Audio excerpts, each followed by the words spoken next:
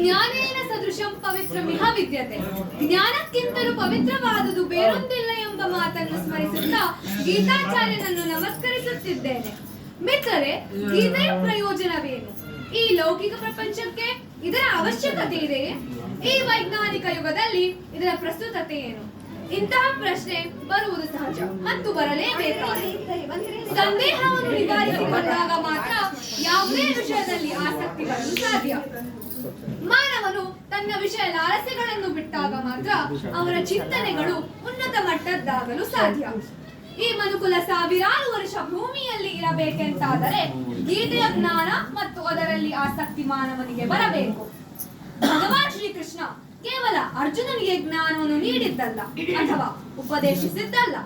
ಅರ್ಜುನನನ್ನು ನಿಮಿತ್ತವಾಗಿ ಇಟ್ಟುಕೊಂಡು ಮಾನವ ಜನಾಂಗಕ್ಕೆ ನೀಡಿದ ಸಂದೇಶ ಅಥವಾ ಜ್ಞಾನ ಮಿತ್ರರೇ, ಭಗವದ್ಗೀತೆಯಿಂದ ನಮ್ಮ ಅಂತರಂಗದಲ್ಲಿ ಉಂಟಾಗುವ ಮುಖ್ಯ ಪರಿಣಾಮಗಳು ಶಾಂತಿ, ಮನಸ್ಸಿನ ಸಮಾಧಾನ, ಆಳವಾದ ನಂಬಿಕೆಯಿಂದ ಬಂದ ಧೈರ್ಯ, ಭರವಸೆ, ನೆಮ್ಮದಿ.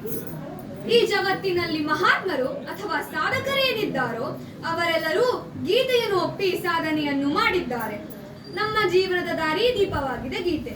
ಗೀತೆಯ ಜ್ಞಾನ ದೀಪದಿಂದ ನಮ್ಮ ಜೀವನವನ್ನು ಬೆಳಗುವಂತೆ ಮಾಡಿಕೊಳ್ಳೋಣ.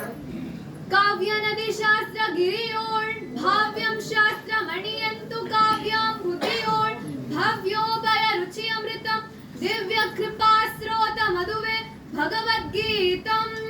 ಭಗವದ್ಗೀತೆಯೊಂದು ಶಾಂತಿರಸ ಮತ್ತು ಶಾಸ್ತ್ರ ಕಾವ್ಯ.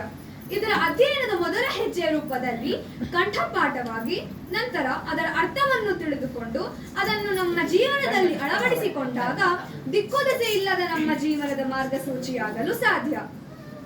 ಭಗವದ್ಗೀತೆಯಿಂದ ನಮ್ಮ ಜೀವನವನ್ನು ಸಾರ್ಥಕಗೊಳಿಸಿಕೊಳ್ಳೋಣ ಎಂಬ ಮಾತನ್ನು ಹೇಳುತ್ತಾ ನನ್ನ ಮಾತುಗಳನ್ನು ಮುಗಿಸುತ್ತಿದ್ದೇನೆ. ಜೈ ಶ್ರೀಕೃಷ್ಣ. ಧನ್ಯವಾದ.